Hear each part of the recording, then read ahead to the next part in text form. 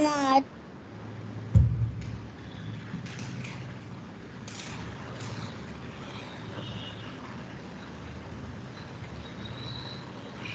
good evening, guys. Sir, good evening, sir. Yeah, good evening.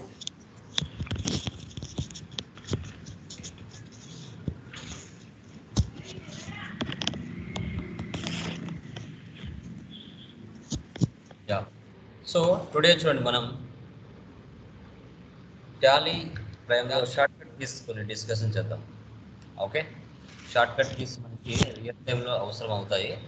But N number of కొత్తవి వస్తూనే ఉంటాయి, update అవుతూ ఉంటాయి. బట్ ఎక్కువగా అవసరమయ్యే షార్ట్ కట్ కీస్ మనం ఏంటో డిస్కషన్ చేద్దాం. ఓకే, సో ఇప్పుడు చూడండి, ఫస్ట్ వన్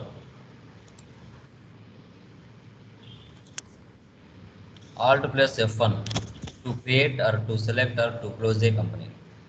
మనం టాలీ ఈఆర్పి ప్యానల్లో ఉపయోగించవచ్చు, దీన్ని టాలీ ప్రైమ్లో కూడా ఉపయోగించవచ్చు. సో ఇక్కడ చూడండి, ఆల్ట్ F1 ఇస్తున్నాను.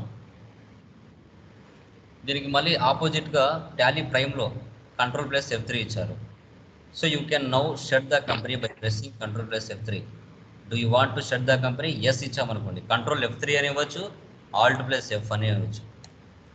చూసారా, స్టార్టింగ్లోకి వచ్చేసారు, స్టార్టింగ్ ప్లేస్లోకి వచ్చేసారు. ఇది కంట్రోల్ ప్లస్ F3 అయినా ఆల్ట్ ప్లస్ F1 అయినా ఇవ్వచ్చు. Okay, so done. Okay, starting వచ్చేసాం. ఫర్ ఎగ్జాంపుల్ ఒకటి సర్వీస్ కంపెనీ ఓపెన్ చేస్తున్నాను నేను, old company service company 2425 open చేశాను.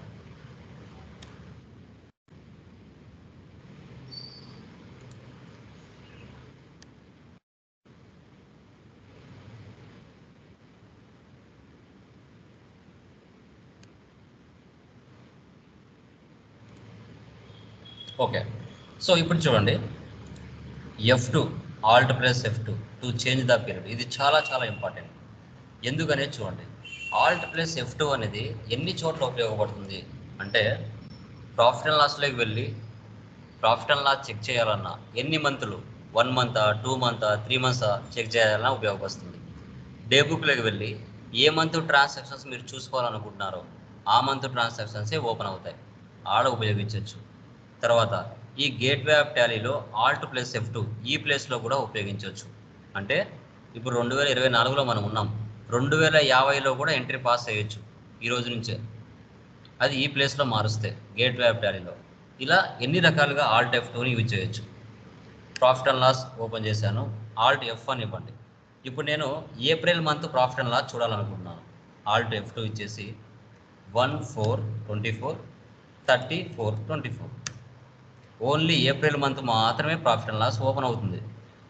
ఆల్ట్ F2 2 మంత్స్ ఓపెన్ చేయాలి, 1/4 and 31/5 2 months profit and loss open అవుతుంది. చూడండి ఇక్కడ ఏప్రిల్ టు 31st, ఇలా ఈ ప్లేస్లో ఉపయోగించవచ్చు. తర్వాత డే బుక్లోకి వెళ్తున్నాను, ఆల్ట్ F2 ఇస్తున్నాను. ఇక్కడ నాకు ఏప్రిల్ మంత్ ట్రాన్సాక్షన్సే కావాలి, 1/4/34 ఓన్లీ ఏప్రిల్ మంత్ ట్రాన్సాక్షన్సే కనబడతాయి. నాకు ఏప్రిల్ మే 2 మంత్లు కావాలి, Alt F2 1 April to 31/5 2 months transactions ఇక్కడ కనబడతాయి, ఏప్రిల్ అండ్ మే. ఇక్కడ కూడా ఉపయోగించవచ్చు. సో తర్వాత ఇప్పుడు ఆల్ట్ F2 గేట్వే ఆఫ్ టాలీలో ఆల్ట్ F2 ఇస్తున్నాను. ఇక్కడ ఫైనాన్షియల్ ఇయర్ ఏముంది, 1 ఏప్రిల్ 24 నుంచి 31/3/25 ఉంది. ఓకేనా, సో అలా కాకుండా నేనేం చేస్తున్నాను, 31/3/2050 ఇస్తున్నాను. 2050 వరకు ఎంట్రీస్ పాస్ చేయొచ్చు. ఎంటర్ కావాలంటే చూడండి, డేట్ మారుస్తున్నా. డేట్ ఏమి ఇస్తున్నాను, 1/4/2035 2035 సంవత్సరంలో ఏప్రిల్ మంత్లో 1వ తారీఖున ఎంట్రీ పాస్ చేస్తున్నా. కంప్యూటర్ క్యాష్ సేవ్ అయిందా? ఓకే, రిసిప్ట్ తీసుకుంటున్నా, డేట్ మారుస్తున్నా. ఫర్ ఎగ్జాంపుల్ 1/10/2045 2045 సంవత్సరంలో 10వ నెలలో 1వ తారీఖున ఎంట్రీ పాస్ చేస్తున్నా. ఓకే,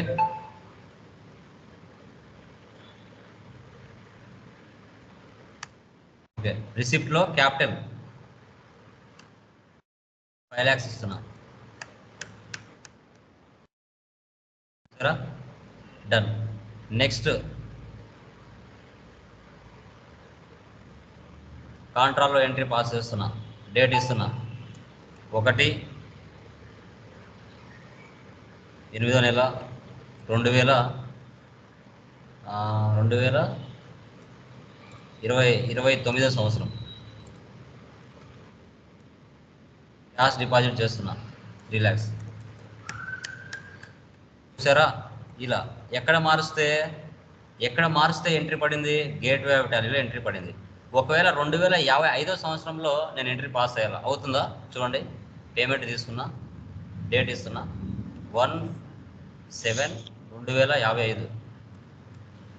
ఏమంటుంది ఇక్కడ, date cannot be above the current period. ఓకేనా, 2050 వరకు మనం ఇచ్చాం, 2050 పైన తీసుకోదు. ఓకే, కావాలంటే చెక్ చేయండి ఎంట్రీస్, డే బుక్లో వెళ్ళి Alt F2 ఇచ్చేసి తీసేయండి, డేట్లు తీసేయండి. లాస్ట్లోకి రండి, ఉందా ఇక్కడ 2029లో ఎంట్రీ ఉంది, 2035లో ఎంట్రీ ఉంది, 2045లో ఎంట్రీ ఉంది. ఎక్కడ మారిస్తే, గేట్వే ఆఫ్ టాలీలో మారుస్తే, ఈ ప్లేస్లో మారుస్తే 50 వరకు ఎంట్రీస్ పడ్డాయి. ఇప్పుడు మళ్ళీ ఏం చేస్తున్నా, నేను 31/3/24 పెడుతున్నా, 25 పెడుతున్నా. ఇప్పుడు చూడండి, ఓచర్లోకి వెళ్ళి 2025లో సెప్టెంబర్ మంత్లో ఎంట్రీ పాస్ చేస్తా, అవుతుందేమో చూడండి. 1/9/25 తీసుకోదు, ఎందుకు, నేను మార్చి వరకే పెట్టాను. Alt F2 అనేది చాలా కీలకమైన ఇన్ఫర్మేషన్ ఇస్తుంది. Okay, done. తర్వాత next Alt+2 to create any new item or ledger. For example ఇప్పుడు నేను సర్వీస్ కాకుండా ఇన్వెంటరీ కంపెనీ కూడా తీసుకుంటా.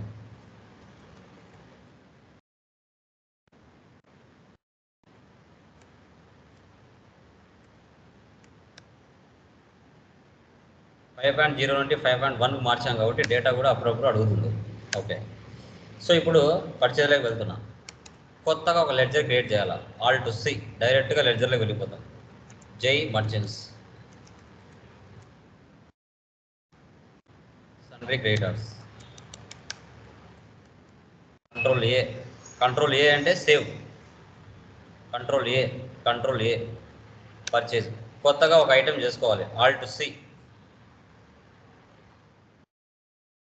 వివో మొబైల్స్ అనే గ్రూప్ చేసుకోవాలా. Alt+C, control A save, numbers,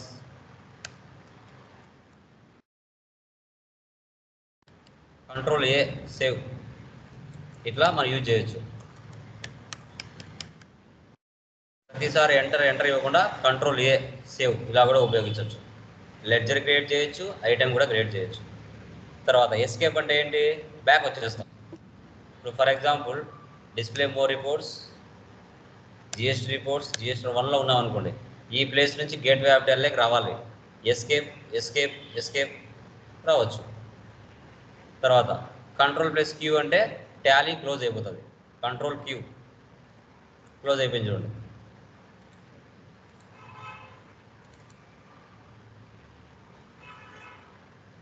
okay, done. Next Ctrl+A అంటే ఏంటి, సేవ్ అవ్వటం. కొత్త కంపెనీ అయినా సేవ్ అవుతుంది, లెడ్జర్ అయినా సేవ్ అవుతుంది, ఓచర్ అయినా సేవ్ అవుతుంది. ఏ ప్లేస్లో నుంచైనా డేటాను సేవ్ చేయొచ్చు. జస్ట్ కొత్త కంపెనీ ఒకటి క్రియేట్ చేస్తాను చూడండి.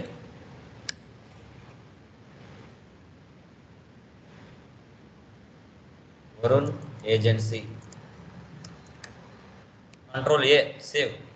చూసారా, ఈ F11 ఫీచర్స్ కూడా సేవ్ అవ్వాలి. Ctrl+A save. చూసారా, ఓచర్లోకి వెళ్తున్నా, లెడ్జర్ క్రియేట్ చేస్తున్నా, Alt+C,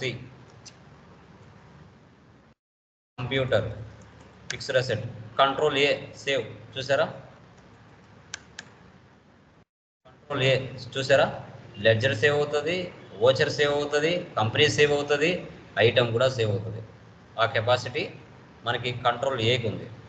తర్వాత Ctrl+Enter to modify or check any ledger or any item from any screen. Okay, already ఒక ఎగ్జిస్టింగ్ కంపెనీ ఉంది కదా, ట్రేడింగ్ కంపెనీ. నేను ప్రాఫిట్ అండ్ లాస్లోకి వెళ్ళాను, Alt F9 ఓపెన్ చేశాను. ఇప్పుడు ఇక్కడ పంప్స్ అని ఉంది, దీన్ని నేను ఆల్టర్ చేయాలా, చెక్ చేయాలా. ఓకే, సో పంప్స్ అని ఉంది, పంప్స్ GST అని పెట్టాలనుకుంటున్నాను పక్కన. Ctrl+Enter okay, GST. Control A save. చూసారా మారిపోయింది, అడ్జస్ట్ చేశాను.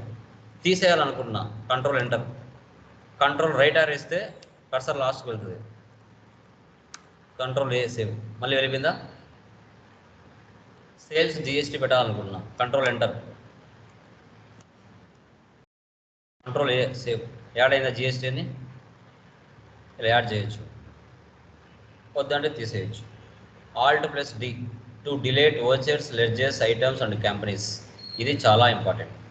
ఓకే, సో ఇప్పుడు డే బుక్లో వెళ్ళా, ఆల్ట్ F2 ఇచ్చేసి డేట్లు తీసేసా. ఓకే, ఇక్కడ ఏమున్నాయి, సెల్ ఫోన్ ఒకటి, తర్వాత క్యాపిటల్ ఒకటి, కంప్యూటర్ ఒకటి ఉంది. ఇప్పుడు కంప్యూటర్ మీద ఒక ఎంట్రీ పాస్ చేశా, సెల్ ఫోన్ మీద ఒక ఎంట్రీ పాస్ చేశా, క్యాపిటల్ మీద ఒక ఎంట్రీ పాస్ చేశా. ఇప్పుడు నేను కంప్యూటర్ అనే లెడ్జర్ని డిలీట్ చేయాలనుకుంటున్నా. డిలీట్ అవుతుందా అవ్వదా? ఎనీవన్? అవుతుందా అవ్వదా? అవుతుంది సార్. అవుతుందా? అవుతుంది. అంటే ఎంట్రీ పాస్ అయ్యి ఉంది కంప్యూటర్ మీద, అయినా కూడా డిలీట్ అవుతుందా? అవుతుంది కదా సార్, అవుతుంది కదా సార్. ఎలా అవుతుంది? ఎంట్రీ ఉంది కదా దాని మీద, ఎంట్రీ ఆల్రెడీ డే బుక్లో ఉంది కదా, ఎలా డిలీట్ అవుతుంది? దాని మీద క్లిక్ చేస్తే ఓచర్ వస్తుంది కదా సార్. ఓచర్ని డిలీట్ చేయొచ్చు కదా. ఓచర్ డిలీట్ చేసిన తర్వాత డిలీట్ చేయొచ్చు. ఓచర్ ఉంది అంటే లెడ్జర్ మీద ఓచర్ ఉన్నా, ఐటమ్ మీద ఓచర్ ఉన్నా డిలీట్ అవ్వదు. ఓచర్స్ను డిలీట్ చేసిన తర్వాత అప్పుడు ఐటమ్స్ కానీ లెడ్జర్స్ కానీ డిలీట్ చేయాలి. ఓకే, ఇప్పుడు చూడండి, ఇది ఆల్ట్ డి డిలీట్ అవుతుందా? అవ్వలేదు. అదే వేరే ఐటమ్ ఇస్తా చూడు, డిలీట్ అవుతుంది. కన్వీనియన్స్ ఎక్స్పెన్స్ ఆల్ట్ డి అవుతుందా? ఇది కూడా లేదు. ఓపెనింగ్ బ్యాలెన్స్ ఎంటర్ చేసాం కదా, కొత్తగా లెడ్జర్ క్రియేట్ చేస్తే అది అయితే చూడండి, postage, direct expense, control A save. ఇది నేను అసలు లెడ్జర్ క్రియేట్ చేయలేదు, కొత్తగా చేశాను, ఎంట్రీ పాస్ చేయలేదు. పోస్టేజ్ ఆల్ట్ డి, ఇది అవుతుంది. ఎందుకు? కొత్తగా క్రియేట్ చేశాను, ఇంకా ఎంట్రీ ఏది వేయలేదు నేను, కాబట్టి ఇది డిలీట్ అవుతుంది. ఆల్రెడీ ఎంట్రీస్ పడిన లెడ్జర్స్ కానీ ఐటమ్స్ కానీ డిలీట్ అవ్వవు. డిలీట్ అవ్వాలి అంటే ఫస్ట్ ఓచర్స్ని డిలీట్ చేయాలి. ఫస్ట్ ఓచర్స్ని డిలీట్ చేస్తే అప్పుడు కంప్యూటర్ డిలీట్ అవుతుంది. Computer alt D, voucher delete చేస్తున్నా. ఇప్పుడు చూడండి, అవుతుందో చూద్దాం. అవుతుందా? వీటి మీద ఇంకా ఎంట్రీస్ ఉన్నాయి ఎక్కడెక్కడ, ఎందుకంటే ఇది లాస్ట్ ఇయర్లో మిగిలిన closing balance, next week opening balance తీసుకొచ్చా, అందుకోసం ఇది కాలేదు. అలా కొత్తగా కంప్యూటర్ చేసి మళ్ళీ డిలీట్ చేస్తాను చూడండి. కొత్తగా క్రియేట్ చేసి ఒక ఎంట్రీ చేస్తాను. ఫర్ ఎగ్జాంపుల్ లైక్ ఇక్కడ వచ్చేసి మెషినరీ ఇస్తున్నా, సెట్ మెషినరీ మీద ఒక ఎంట్రీ పాస్ చేస్తున్నా.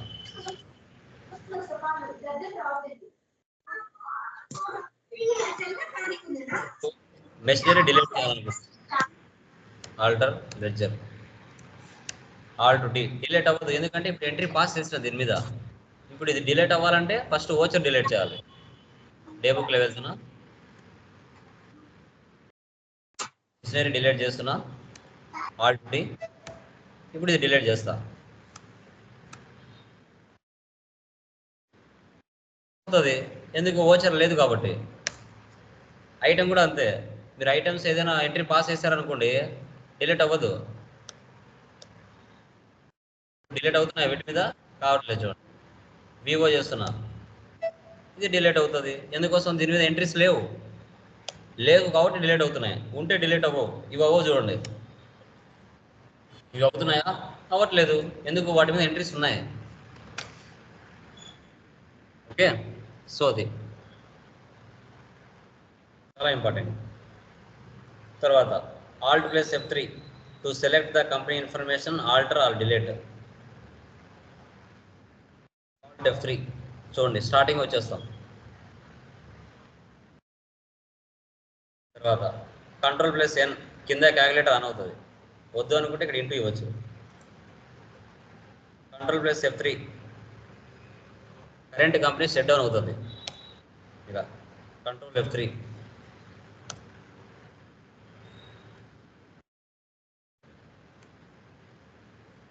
నెక్స్ట్ ఆల్ట్ ప్లస్ I, డైరెక్ట్గా ఓచర్లో నుంచే ఎంట్రీ పాస్ చేయొచ్చు. డే బుక్ ఉంది కదా ఇక్కడ, ఆల్ట్ ఐలోకి వెళ్ళి నువ్వు ఏ ఎంట్రీ అయినా పాస్ చేయొచ్చు. డైరెక్ట్గా నీకు ఎక్కడ సేవ్ అవుతుంది, డే బుక్లో సేవ్ అవుతుంది డేటా. చూడండి డైరెక్ట్గా డే బుక్లో సేవ్ అయింది. ఆల్ట్ ఐ రిసిప్ట్ క్యాపిటల్ చూసారా, డైరెక్ట్గా డే బుక్లో సేవ్ అవుతుంది డేటా. తర్వాత Ctrl+P సేల్స్ ఇన్వాయిస్ పోసేద్దాం. అప్పుడు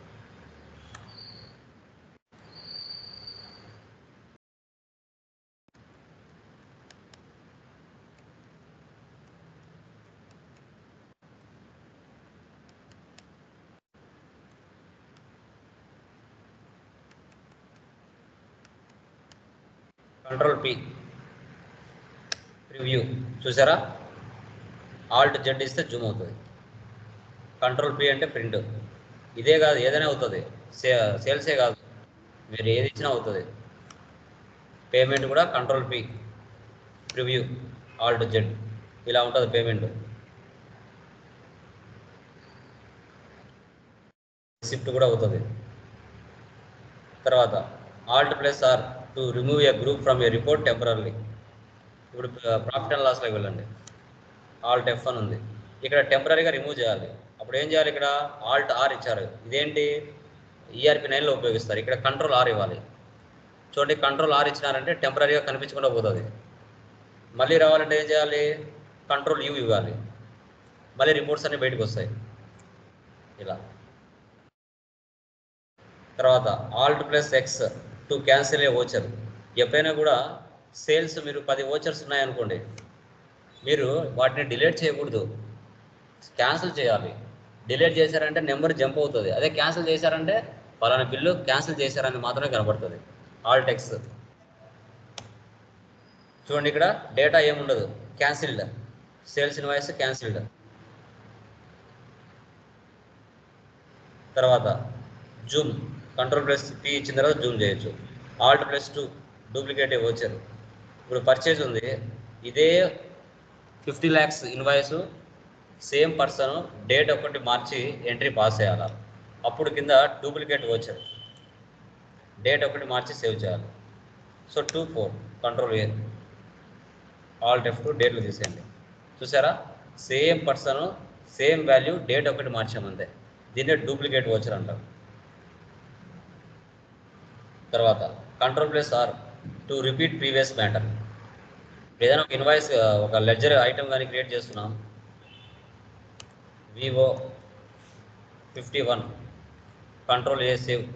మళ్ళీ Vivo 52 ఉంది, 53 ఉంది, ప్రతిసారి అంతా టైప్ చేయకుండా Ctrl+R ఇచ్చినామంటే సేమ్ వాల్యూ వస్తుంది, సేవ్ చేయొచ్చు. Ctrl+R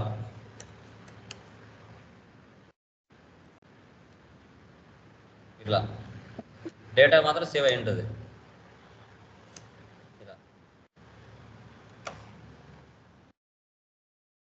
Shift+Enter to view or expand particular group ahead from any report. అది మాత్రం ఎక్స్పాండ్ అవుతుంది, ఏది చూడాలనుకుంటే అది. ఇప్పుడు నేను క్లోజింగ్ స్టార్ట్ చూడాలనుకుంటున్నా, Shift+Enter, అది మాత్రం ఎక్స్పాండ్ అయింది చూడండి. Shift+Enter, మిగతాటన్నీ ఏమి ఎక్స్పాండ్ అవ్వవు. తర్వాత Ctrl+C అంటే కాపీ, Ctrl+V ఉండాలి, ఇక్కడ P పడింది, V కాపీ పేస్ట్.